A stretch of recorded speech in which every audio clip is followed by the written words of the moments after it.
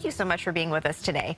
Well, psychological research suggests that stable, healthy friendships are crucial for our well-being and longevity. And while female friendships thrive on intimacy and emotional connection, males tend to be more transactional. Transactional, that's right. But is this doing more harm than good? Well, recently I sat down with 4 familiar faces at CBN to discuss the topic of relationships among men. Take a look.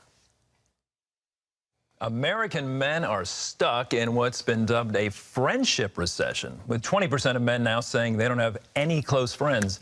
So what are the implications of male loneliness, and how should we confront it? Well, joining me on this topic are 4 familiar faces at CBN. Great crew with me today: John Jessup, Ephraim Graham, Roberto Torres-Cedillo, and Brody Carter. Gentlemen, welcome. Appreciate you all being here. So who wants to jump in first on the problem men have with friendships? No one is eager. Huh? Well, I'll just say I don't feel lonely with this crew, guys. But it's an epidemic of some sorts in this country. Like, a lot of guys lack friendships, especially Christian men, for whatever reason. Anybody want to kick this off? Well, it differentiates between, people who are married and people who are single. I mean, it's a multifaceted issue, right? And I think this really reared its ugly head because of COVID-19, right? Yeah. And so that caused so many problems, and now we're continuing to pick up the pieces. People outside of the church, people with the church. I mean, with us, thankfully, we have such a strong core of Christian friendships. We can be friendly with one another because the Lord teaches us how to do so and how to benefit from relationship and in community with one another. But for people who are outside of the church, this is a puzzle that, sadly, I don't think is going to be answered or put together. I would say that it's also a problem in the church as well, though. Thinking of my own experiences, the friendships haven't always come easy. And even being a leader in the church, it's always, for me, I've seen a struggle to get men to come together, especially because we've been, as a church, trying to get them to come together, us to come together across age gaps, so that the older can be mentor to the younger. And that doesn't always gel. I find that, for Bible study, I've got this same core of older men. And then if I go to a social event, then I've got a different core of the younger men. But the mixing of the two doesn't always happen. Wow. Wow. I was thinking, I wonder if this issue of, loneliness and what you said about men, older men and younger men, not being able to relate, or there's sort of a disconnect. I wonder if it starts early on in our upbringing, where, as parents, if we don't foster that mentorship, modeling that vulnerability, modeling what it means to serve and connect emotionally, I wonder if that later on trickles in life. And so I was just challenged to think about, what am I doing now so that those kids later on can have those relationships, if they can open up to a healthy male figure, model, father-like, or whatever you want to call it. So I think it should be something interesting to explore where the root of that is. I know this is like you said, multifaceted and it's deep, but I just thought about that, how that impacts early on in childhood. So. There's so much wisdom here. I'm not sure there's much more to add. To Ephraim's point, I do think it's not just something that we see in culture. I think it's somewhat compounded within Christian culture, because we have this thing where, we're supposed to be blessed and highly favored. So you're almost wearing a mask because you don't want to let people in, on top of the fact that we're men and we have this idea of manhood that's kind of warped with machismo and masculinity. So I think it makes it a little more complex, a little more complicated for us, because we want to be providers, we want to be protectors, we want all those things that have kind of been ingrained in us from childhood, which kind of impede the ability to be transparent, impede the ability to be vulnerable, because we don't want to be seen as weak. But, Scripture says, in our weakness, He's made strong. But I find myself constantly trying to avoid being seen as weak. So I think those are some of the, at least from a spiritual standpoint, some of the factors that make it difficult for us to be transparent and honest in male friendship. Vulnerability and trust can certainly be an issue. Who can I really trust? For a lot of folks, like I had really close friends in college, fraternity type thing, like you, Ephraim, and still keep in touch, but don't see them. Everybody lives far away. I feel good friends in my life now, but I don't really see them outside. You know, I don't. It's rare that I'll say, "Sorry, honey, I'm going out to a movie, or I'm going out to play golf or something." You know, there's communication, but to go out and actively do something with other guys it doesn't happen as much as it should. You know, with my kids and with my wife, work, church, which are all good endeavors, but I find myself not making that time anymore, and it's kind of something I've just kind of fit into a stream on, and I'm not sure why. I think for me, it's been similar as far as making new friendships at this phase of my life. They've been few and far between, and I think a lot of it goes back to being a husband, being a father. I would feel guilty about the amount of time that I work and then coming home and saying to my wife, I'm going to go out and hang with, you know, with my friends now. Although that's important, we don't prioritize Do we feel like it's not important, though? We probably don't. I would say, no, I personally, and I say this goes to me especially, having grown up without a father present in the home, have felt that every single opportunity for me to be present, to be available to my children and to my wife are critical. I'm blessed now that I've got a son who's an adult, so I find that we're now bonding, and that's a beautiful friendship that I'm loving unfold. But what I've also done there is I've modeled for my son that it's okay to be emotional. Yeah. I watched him just 2 weeks ago have a breakdown, and he didn't feel guilty about that, but he felt like, Dad, this was building up a long time. This has been building up. You know, I'm not satisfied with where I am.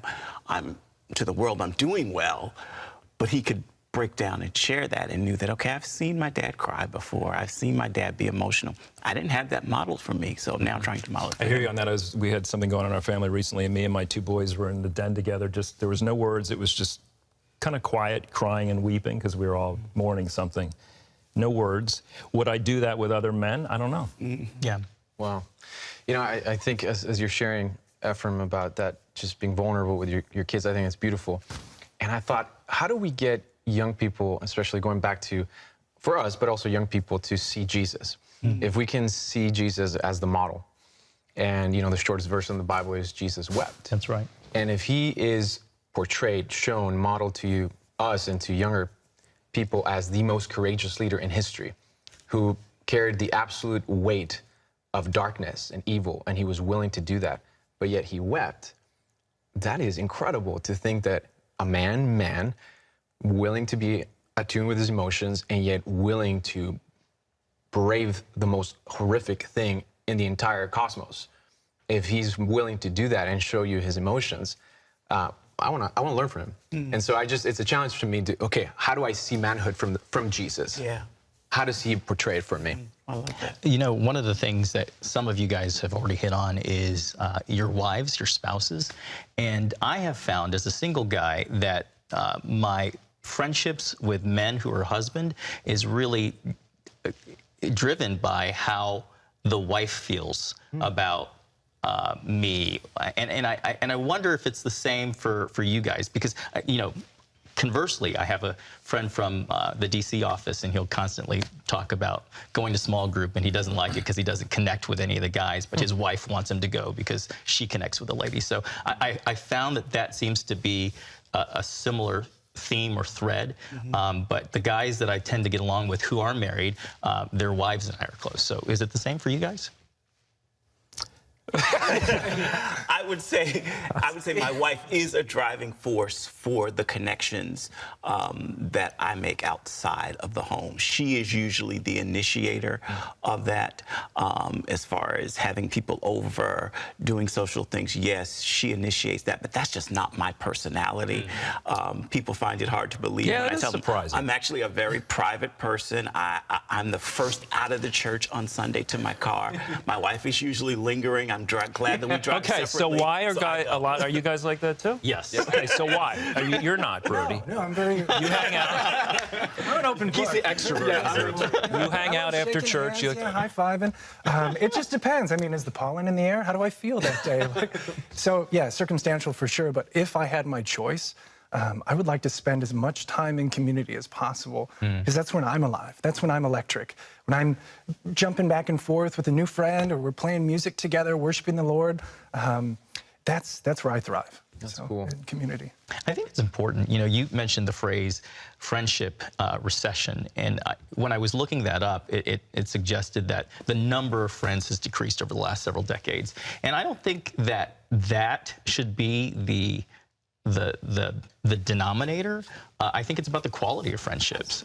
So, you know, I might have 2 or 3 guy friends that I'm close to, and I can go to each of them for different things, as opposed to having, you know, a network of 20 or, you know, or more friends that just surface. So I think there's something to be said. Like, let's not just allow the statistics to drive our thought processes on this topic. I think if we take inventory of our friendships and how we do relationship, I think that can also be a positive silver lining in all of this. Excellent point. I think sometimes with Christian male friendships, there's the thought that this could be boring because, for instance, like, you know, I'll reminisce with my fraternity brothers about fun times, good memories, times we were, you know, this, that, or the other. But with a lot of Christian men now, it's, you know, how can I be your accountability partner? And how can I help you? And they mean well. Yes. I say it too. How can I help you walk through the season? All important stuff. But some Christian guys think that the friendships may not just be as enjoyable as, you know, 2 decades before.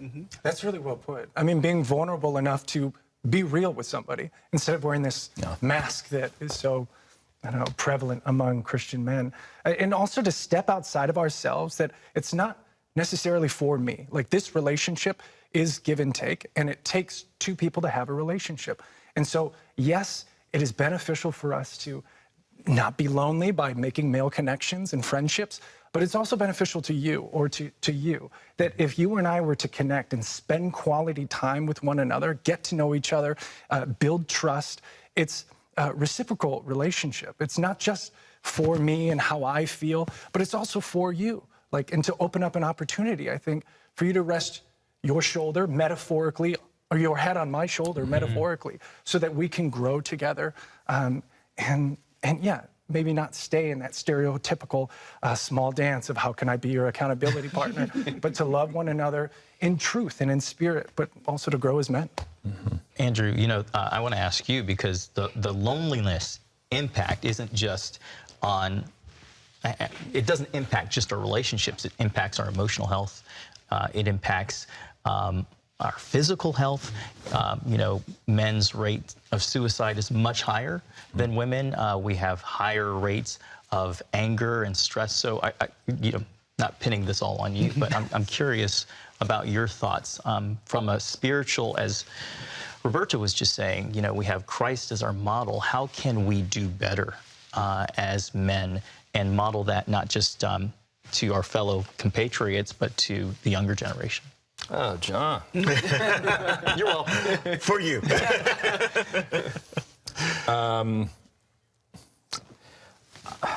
I have actually, a few years ago, I spent some time reading some books about manhood, masculinity, because I felt like I was growing from like college boy to young in the workforce to now father, husband.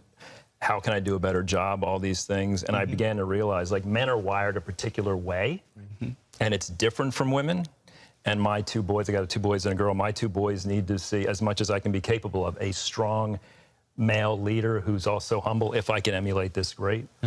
And we talked about that kind of macho, machismo kind of thing with cynicism, and I get it as a joke, but like this, the world needs men, and to find that grounding in the Word of God is so crucial and important. And I find, just real quick, my biggest struggle is I'll get whiny internally and just cranky internally about stuff that's really not even important. And sometimes I just feel God's patience, like, all right, Andrew, here you go again. I got to get on my knees and say, Lord, I'm sorry for my selfishness. I think recognizing where you're weak as a man, and then as a husband when you're married, and as a father when you have children, like, and what are those weaknesses, and how can God repair that in me? Yeah. Wow. I like that. It sounds like you hit on the themes of really walking in humility. Wow. And I see how I still need to grow so much, but it's slow evolution. All of us. Yeah. All right, fellas, anything else before we wrap it up? Indeed. I will say, just remember, I've heard someone say that the miracle of Jesus was the fact that he had 12 men all together, bonding, and they were close. So when we're talking about modeling friendship, Jesus is certainly the example. And then he had the 3 that were extra close, right? Yeah. And they were all very different in temperament and style. Yes, so yeah. Because they wanted to. Those 3 wanted to. Yeah. Yeah. Yeah. Appreciate you all and all your thoughts. Thank you. And all your wisdom. It's been fun. Yeah.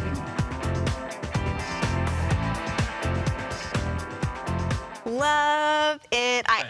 No, honestly, that was so good. I feel like every single one of you guys contributed from the heart in that conversation. So shout out to all the guys, John, Roberto, Brody, and Ephraim, and of course you, Andrew, just leading that conversation as well. Because I mean, how often do you see a group of guys talk about friendships? Right. Never. No, honestly. I shouldn't say never. There are groups that do that. Yeah, but the still. 5 of us never have.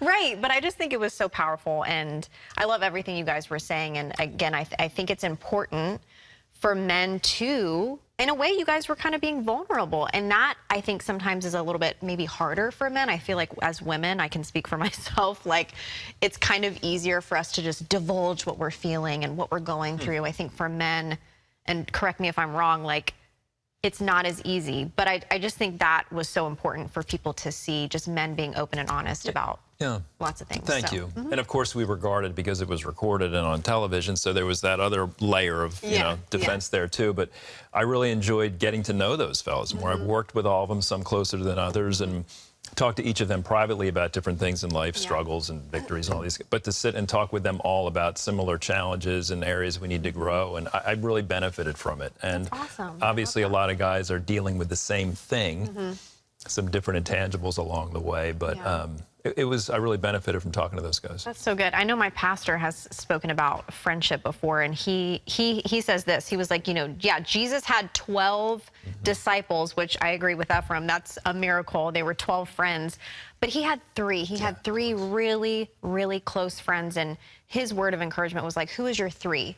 And then I would even go a step further. It's like, I understand maybe for introverts it can be hard. Who's your 1? Who's just that one person that you can really, they're your accountability partner, but that you also have fun. That's something else that you guys touched on, is like, we got a little serious in the talk. I know that was something, but it's so important to laugh with some guys and just chill out. And that's, for sure. I mean, that's like we have friends, not just so that we can divulge our deepest, darkest secrets to, but we have friends to have fun. So I got some buddies here at work that I call sometimes just to laugh, because you need somebody to vent to or laugh with. It's very important. Laughter, for men, women, yes, is the best medicine. Well, if you would like to catch the full discussion, there's more, and I'm telling you guys, you need to watch it. It's so good. 3 hours. It's 3.5 hours. No, it's like 20 minutes. It's good. It's not that much longer. You guys are just going to benefit from this. Make sure you guys share it with your friends, your family, the men in your life. But make sure you go to our YouTube channel, 700 Club Interactive. You can type in youtube.com/700 Club Interactive to, again, watch the full discussion. It was really good. Anthony Evans has been very open about his struggles with depression. In 2019, his family suffered a tremendous loss when his mother passed away. Well, this led him to writing his newest project called Revive, where he had to sing it until he believed God was good, even if he didn't see it. I'll lift my hands, I'll sing again. You're good to me, you're good to me. You've now got a new single out that's sort of introducing us to the new project. Even if it's the new song. I remember when I first heard just the first lyrics in it. Tell me the message, what happened? The message, actually, when you mentioned the first line of the song, which is, I'm being honest, this is the hardest song my heart will have to sing. I'm being honest, this is the hardest song my heart will sing. Even if it's a song that was birthed out of the loss of our mom. Dream is stolen, how do I say what I don't mean? And there came a point in my life and my career or I had to make a decision. Do you really, at this point, with the new level of things that are going wrong in life, do you believe what you are singing? And that's why it was the hardest song my heart had to sing, because I made a choice that, God, you have tragically taken some people from our lives, including our mother, and I'm still going to worship you in spite of that. But that was not an easy conclusion to come to. So the song is about not just loss, but a lot of us have our grief scenarios. I was just talking to a friend of mine who got a message from her husband that he's like, I'm out of here after 23 years. And that's her even if. She's like, God, even if this is not restored the way I see it, will I still worship you? So that's the new song. All of us have an even if scenario, and I wanted to kind of approach this album and new singles as honestly as I can. As I stand here, I will sing 'cause you are good to me. One of the things you say in the song, that's true for me, and I think for so many people, I'll sing this until I believe it. Yes. I actually don't believe what I'm saying. 100%.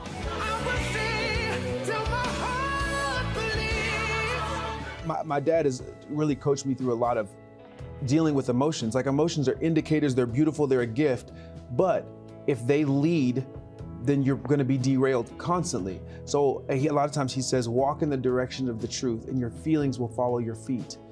Keep singing until you believe.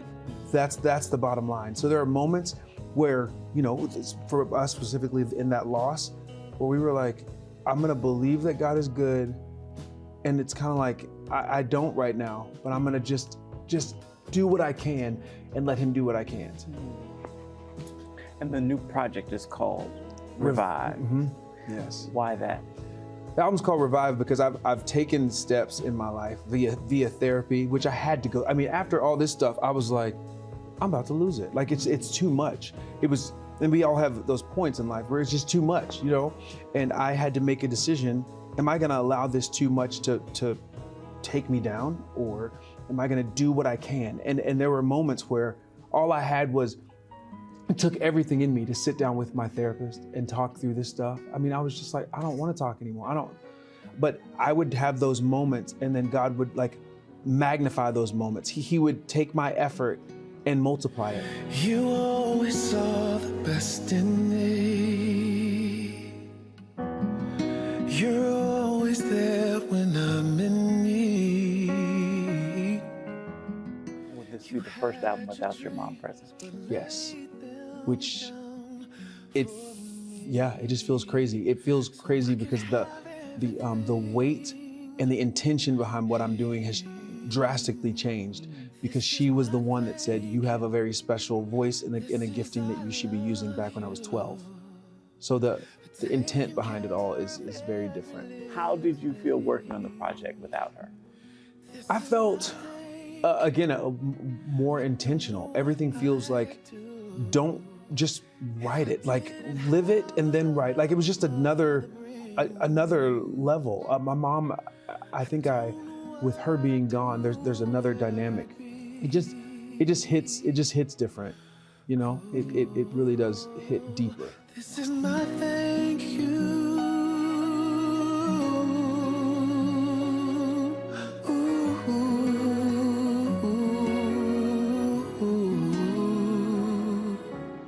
One of the things you talk a lot openly about, as you did today, and I want to talk as a black man to a black man, Yeah. how important is mental health in therapy? It seems like we're only just now beginning to realize, like, we are also in a crisis. We need to talk. We need to deal with it. I think it's one of the most important things. One of the most important things, period, as related to culture, but especially in African American culture, because sometimes it can be like, no, it's a harder stance against it.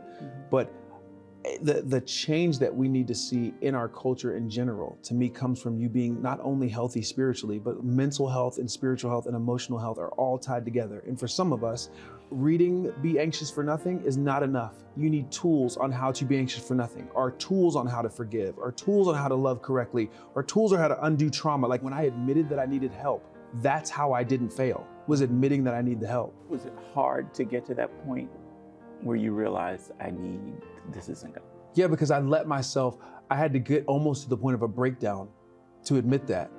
So yes, that was hard because that wasn't necessary. But there's something in our culture, and in faith culture even, that goes like, no, like pray harder. I'm like, that's not always, wise counsel is also mentioned in scripture. You know what I mean? Yeah, absolutely. Like, so that yes, it was hard because I didn't have to go that far to figure it out. And now I want, through the music or through the book, When Faith Meets Therapy, I want people to not have to go to the point of a breakdown to figure out they need help. I've tasted and seen you're good to me.